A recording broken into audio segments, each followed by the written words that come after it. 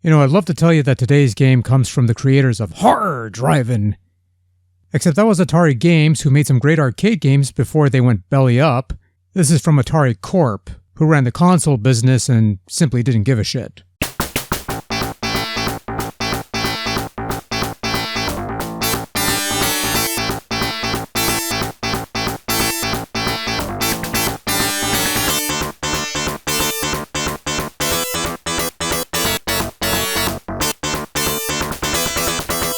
Club Drive, released in 1994 exclusively for the Atari Jaguar video game system, courtesy of the Atari Corporation, who both published and developed this game.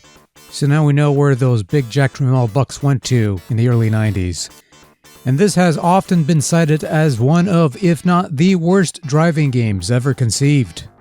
And that may have been the case, or may not have been the case, I wouldn't know back in the day. But in a post-Big Rigs world, and given all the questionable driving and racing games that have come along since then, can we still claim that? Can we still call Club Drive one of the worst driving games ever conceived by human hands? Well, context is everything, right? So Club Drive is a driving simulator program, we could call it that, more or less, where you can either play a race, which is more of a time trial where you drive around one of 4 empty tracks, or you can collect power balls in one of another 4 empty enclosed stages specifically for that purpose. There's also 2-player split screen where you can either race against each other or collect balls against each other, or you can play tag. As in, tag, you're it, and so on and so forth. And that's about it, really. There's not much else to do in Club Drive except drive around these fairly primitive and rudimentary 3D polygonal landscapes that at least tries for a decent depiction of San Francisco in this format, kinda, sort of. If only they included the naval base in Alameda, since that's where they keep all the nuclear vessels. Is there still a naval base in Alameda? I really don't know. I also really don't care because nobody's going to get that anyway. So let's be honest here. To call Club Drive a driving game would be a bit of a fib, as it's barely a game.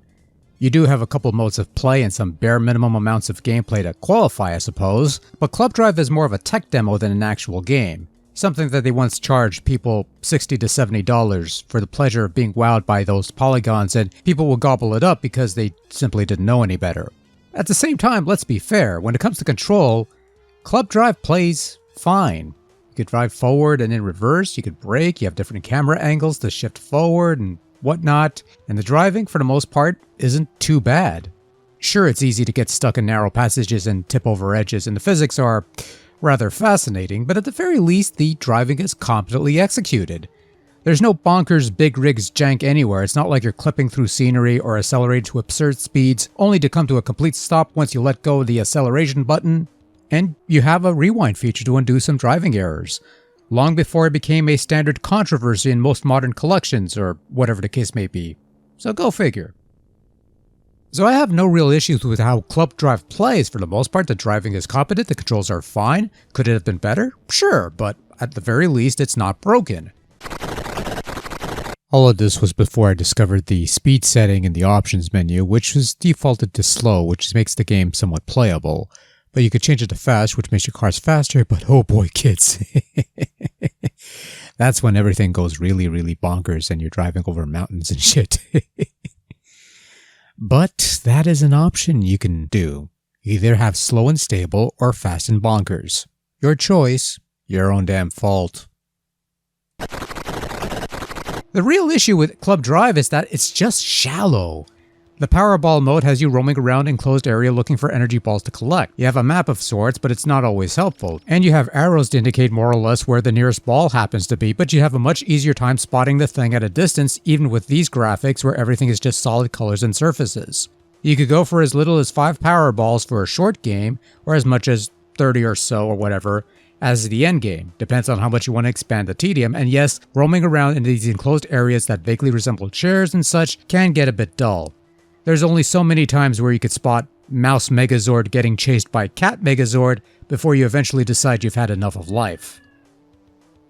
Now, as far as the racing mode goes, well, this is slightly more interesting, as you're tasked with driving along one of 4 paths, going from start to finish to complete one lap, and making your way back to complete the other lap. The only exception to this being the Velocity Park, I think it's called, which is your classic oval track that's pretty self-explanatory and boring. And again, you can set the number of laps you can perform before you eventually win the race or whatever you want to call it. So you go back and forth like 5 billion times or whatever before you eventually finish a race and you get your name on the high score list or whatever. The race is more of a time trial since you're the only car on the track unless you're playing a second player on hand via split screen. And this is the more interesting of the two modes. I mean, yeah, you pick the San Francisco stage in Powerball, you're playing around a boring parking lot. But on racing, you start crossing the Golden Gate Bridge, you're driving through a little town, mountains, beach, palm trees. There's scenery to admire, even in this rather limited visual form that has me longing for the days of Star Fox on Super Nintendo. And yeah, it goes without saying that Club Drive's graphics, comprising nothing but solid colored polygons with some rare textured bits and... oh, that's actually pretty cool. Ooh, fireplace. That's kind of nice. Anyone up for a game of Pong? Can we play Pong instead of this? I'd rather play Pong. Actually, I'd want to play Enduro, but whatever. We can't play that here or anywhere else because fuck Activision. Yeah, so obviously it's not the most brilliant looking game. But for those who hadn't dabbled in the home computer scene at a time where they were churning out much nicer 3D games, I could see people being wowed by this back in the day. Hell, I'd be somewhat intrigued by this as a younger fellow, and even today I can't help but admire the abstract nature in these settings that they were trying to create with the limited hardware that they had. And so when I first started taking notes for Club Drive, when I was first playing it, I was very much in the mindset of, yeah, this thing is boring. It's a waste of time, nobody should play it. And again, if you're looking for a fun driving game to play, Club Drive will not fit that bill. It's shallow, it's the bare minimum of the bare minimum of the bare minimum. I think it's safe to say that this is not going to challenge Atari carts for the Jaguar racing crown anytime sooner or later. Not to say that you had much to choose from to begin with. However, as time went on and I found myself roaming around these roads of cardboard cutouts, just aimlessly, I started thinking, you know what, it may not be much of a game, but I didn't mind roaming around these highly primitive looking set pieces, going through these different paths and somehow stumbling across this hidden Eden with a dinosaur stand-in. Simple things like this can put a smile on my face, and honestly, it's nice to play something every once in a while that feels like a toy box of sorts that you could just fiddle around with and not have to worry about anything for the short term. Now with that having been said, is this something I see myself going back to every once in a while as a must-play? Probably not. Is this something that would have been worth getting an Atari Jaguar for back in the day? Ah, hell no, not by a long shot. But as a title on a throwback compilation of sorts for people to check out and see what things were like back in the day, it's worth blowing about 10-15 minutes for mild amusement before you move on to something else. Honestly, you could do much, much worse than Club Drive. As is the case for our next title coming up in a little bit.